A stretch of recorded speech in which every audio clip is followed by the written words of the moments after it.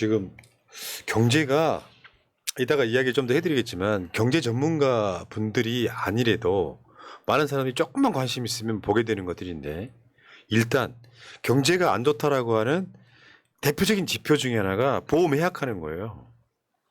경기 침체 직격타 생명보험사 효력 상실 해약금 56조. 제가 해봐서 알잖아요. 내가 이 MB가 아니라도 해봐서 아는 거야. 그러니까 그 보험을 해약할 때, 그러니까 내가 그 납부했던 원금보다 훨씬 더 손해를 보고 그렇지. 해약을 하게 보험 되거든요. 그렇죠. 그러니까 그만큼 급하다는 거죠. 그래도 대출을 받는 것보다는 낫다고 생각하니까 그게. 그래도 무엇보다 몇 년 전에 경기가 되게 안 좋았을 때 그때 유행했던 게 뭐냐면 보험 약관 대출이었습니다. 그런데 그 보험 약관 대출조차 지금 할 수 없이 그냥 아예 보험을 해지하는 이유가 뭐냐면 계속 돈이 나가야 되고 또 지금 금리가 올라가고 있기 때문에 보험 약관 대출이 담보대출보다 그러니까 물론 신용대출보단 금리가 적지만 주택담보대출보다 높기 때문에 그거조차도 부담이 되기 때문에 아예 그냥 해지해버리는 거예요. 그렇죠. 그걸 보증금으로 하고 그중에 얼마를 빌려가지고 나중에 갚는 그 방식이에요. 예, 약관 예, 대출이. 예. 근데 작년 1분기에 비해서 10조 정도가 늘어났다는 거죠. 그러니까 보험 들었던 사람들이 다 해지를 하는 상황인데 저것도 한번 보세요. 해지 환급금 해가지고. 저게 3개월 차이잖아요. 지금 2022년 6월하고 네. 9월하고 비교를 한 건데 6월에 13조 8천억, 9월에 24조 3천억. 76.2%. 와. 그러니까 저 돈은 당장 쓸 게 아니라고 생각해서 이제 돈이 필요하니까 해지하고 있다. 경제가 안 좋은 대표적인 증거 중에 하나가 저거라고 하더라고요. 네. 보험 해약하는 거. 근데 진짜는 뭐냐면은 연체가 급증하는 거예요. 연체. 그다음. 저건 여기 넘어가셔도 되고. 제2금융권 연체율이 급증했는데 이게 지금 많은 경제 전문가들이 경제 파탄의 뇌관이라고 얘기합니다. 저번에 PF 대출 이런 거 있잖아요. 예. 그러니까 은행으로부터 대출을 받았어. 근데 연체가 늘어나기 시작해. 더불어서 카드까지 연체되기 시작해. 그게 금융위기나 IMF 때랑 똑같은 현상 중에 하나. 근데 저는 여기서도 지금 정권에 암울한 뭔가 암흑의 그림자 같은 게 느껴지는 게, 그러니까 금융감독원이 그 제2금융권에 무슨 시찰을 나간대요. 그래서 이제 이 연체율이 지금 현재 어느 정도 되는지 감독을 하러 나간다는데, 그래서 결과적으로는 이렇게 될 거예요. 그러니까 연체율을 1% 이하로 유지시키기 위해서 부실채권을 팔아라. 그러면은 그 부실채권을 팔게 되면 그 부실채권은 사라질까요? 절대 아니거든요. 빚은 절대 없어지지 않습니다. 그러니까 예를 들어서 1억짜리 부실채권이 생겼으면 그걸 시장에다 팔면 5천만 원 정도의 가격에 누군가 사가거든요. 그래서 그 사간 사람들이 그 1억짜리 채권을 추심하고 다닙니다. 그러니까 그 채권은 그 은행에서만 사라지는 거지 채권은 살아서 그렇지. 계속 움직인단 말이에요. 그리고 대부분 부실채권. 평생 못 도망가. 네, 그러니까 부실채권들. 부실채권을 전문적으로 다루는 회사들이 있단 말이죠. 근데 문제는 뭐냐면 그 정부에는 한국자산관리공사가 있는 것처럼 민간 은행들끼리 만든 자산관리 회사가 있습니다. 그러니까 이런 부실채권을 전문적으로 사는 그 회사들이 그 이 부실채권을 인수해가지고 추심을 하러 다닌단 말이에요. 그런데 윤석열이 당선되자마자 민간이 만든 그 자산관리 회사의 회장으로 윤석열의 지인이 바로 취임을 했습니다. 헐. 그러니까 이게 서민들을 힘들게 하면 할수록 그 회사는 돈을 버는 구조거든요. 그러니까 금융감독원이 나와서 가지고 야, 너 연체율을 1% 이하로 떨어뜨려. 그러면은 지금 연체율은 그러니까 3번 정도 연체가 되면 이게 부실채권으로 바로 분류가 된단 말이에요. 그러면 가격이 절반 이하로 뚝뚝 떨어집니다. 네.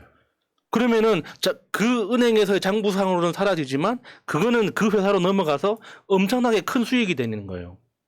그러니까 저거 아까 그 금융권 연체율 추이 한번 보여주세요. 저기 보면 그래도 은행권은 좀 나요. 연체율이. 맨 바닥에 있잖아요. 근데 카드사 캐피탈사, 상호금융, 저축은행까지 올라갔더니 연체율이 저렇게 높아지는 거거든요. 그러니까 저는 저런 차트를 보면서 걱정되는 게 뭐냐면 예를 들면 전문직 같이 연봉 높고 직업 좋은 사람들은 여전히 은행에 가면 그러니까 이것저것 우대 받아가지고 대출도 잘 되고 괜찮습니다. 근데 오히려 저런 문제가 발생될 때마다 진짜 소득이 적은 사람들 왜 그 은행권으로 가면 일단 이자도 높죠. 신용도 같은 것도 일단 낮기 때문에 이자를 높게 받기 때문에 만약에 어떤 금융 시스템에 문제가 생긴다면 제일 밑에부터 이제 망가지기 시작하는 거죠. 그게 가장 걱정되는 거죠. 특히 그러네. 지금 제2금융권 문제가 되는 부분 중에서 아까 어떤 분이 말씀해 주셨는데 일단 만약에 작살난다면 새마을금고가 작살날 거고요. 네. 작년에 그 9월 달에 김진태 사태로 벌어진 그 부동산 문제 때문에 이제 증권회사 혹은 저축은행이 좀 날아갈 가능성이 높은 거죠. 오씨 무섭다.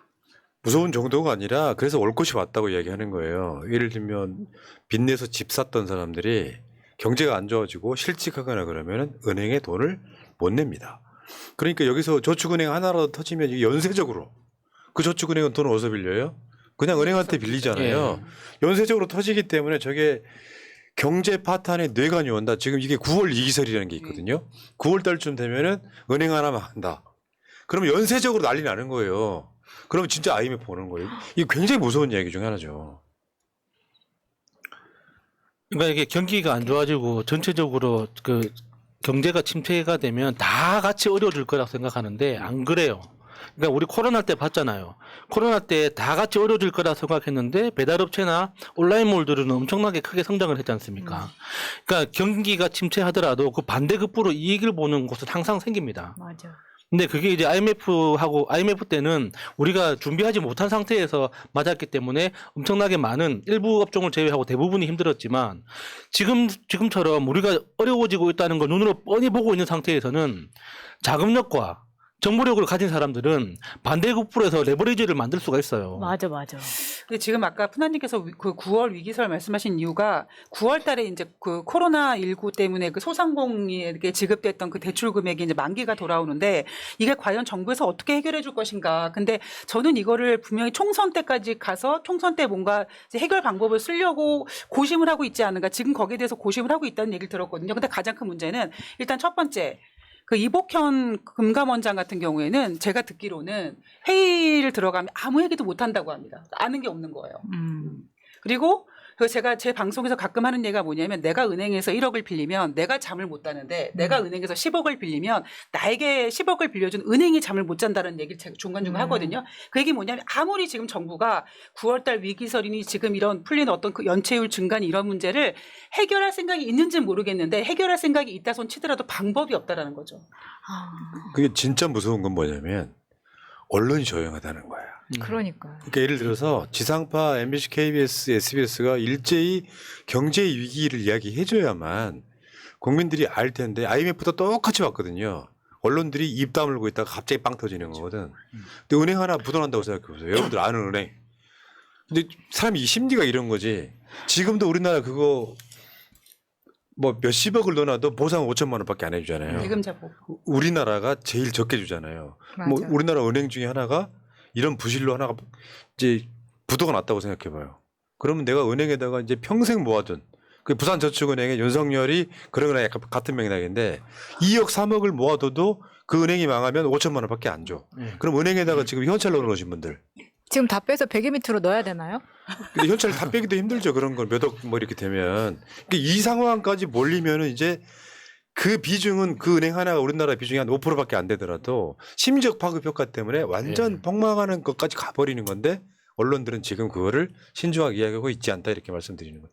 그러니까 하나만 더 말씀드리면 올해 3월 달에 미국에서 실리콘밸리뱅크라고 샌프란시스코에 있는 작은 은행에서 이제 문제가 생겨서 그 문제가 퍼졌단 말이에요. 근데 그거를 미국 당국에서 되게 빠르게 처리를 했어요. 근데 그 제니 옐런 재무장관이 뭐라고 했냐면 아직 끝나지 않았다. 조금 시간이 더 지나가면 중소형 어떤 그런 은행들의 문제가 제기될 수 있고 부동산용 산업용 그런 부동산이 문제가 될 수 있다라고 얘기를 했거든요. 우리가 2008년도 금융위기 때는 어떤 은행 구조의 시스템이 망가졌다면 이번에 실리콘밸리뱅크부터 시작해서 우리나라 이런 생기는 문제점은 바로 금리 인상 때문에 생기는 겁니다. 근데 우리나라는 너무 금리 인상 관리에 취약해서 그게 이제 앞으로 어떤 파급을 만들어낼지가 되게 중요한 거고 위험한 거고 그리고 우리 이제 준비를 해야 된다라는 거죠. 지금 채무 불이행 위험에 처한 게 한국이 22%인데요. 아시아 평균이 13.95%밖에 안 돼요. 한국만 이러고 있는 거예요. 가장 높은 거죠. 그러니까 걱정됩니다. 그러니까 계속 이제 미국이 언제까지 금리를 올릴 거냐 하는 이야기에서 가장 유력한 게 뭐냐면 먹잇감 하나가 등장할 때까지 계속 올릴 거다. 그게 어디가 될지는 모르겠지만 미국이 통으로 먹을 수 있을 정도의 큰 먹잇감이 나타나는 순간부터 바로 금리를 내리기 시작할 거다 하는데 지금 현재 분위기를 보면은 한국인가 그게? 이런 걱정이 드는 거죠. 이런 식으로 내부 리스크 관리도 안 되고 외교적으로도 리스크를 계속 키워가고 있고 중국하고 러시아하고도 계속 사이가 나빠지고 있는데 여기에서 우리가 금융적으로 취약해졌을 때 누구의 도움을 받을 수 있을 거냐. 과연 미국이 도와줄 거냐. 미국이 자기의 이익을 포기하고 과연 도와줄까? 뭐 필요하면 달러 찍는 놈들이 무슨 그러니까 지금 야수님께서 너무 정확하게 말씀해 주신 게 뭐냐면 미국은 워낙 슬카드가 많기 때문에 쉽게 자기 국내적인 문제로 어떻게 무슨 문제를 일으키진 않습니다. 하다 만약에 미국의 경제가 무너지면 지금 이미 미국은 경제 지표가 충분히 지금 둔화되고 있음에도 불구하고 뉴욕 증시 올라가고 하는 거 보면 확실히 경제와 그 금융은 다르게 움직이고 있는데 지금 말씀해 주신 것처럼 만약에 미국의 어떤 주식 시장이 약간 무너지거나 경제가 휘청하는 상황이 벌어지면 미국 문제로 취부하지 말고 그래서 다른 문제가 뭐가 있나? 그게 대한민국일 수도 있고 뭐 유럽일 수도 있고 뭐 아니면 뭐 아르헨티나 같은 나라일 수도 있고 어떤 다른 나라 문제를 가지고 와서 금리 인하 이야기를 할 수가 있다는 거죠. 지금 코로나 때 소상공인 자영업자들한테 빌려준 잔액이 37조 원. 그게 들어와야 되는데 만기가 돼도 못 들어오는 상황이 오면 각 은행마다 뭐 우리나라 유력 은행들 있잖아요. 최소 몇 조 이상씩이 안 들어오는 상황이 오면 부실로 가는 거죠. 뭐. 자, 알겠습니다. 여기까지 걱정되는데 가장 더 큰 걱정은 이놈의 정부가 대책이 없다는 거.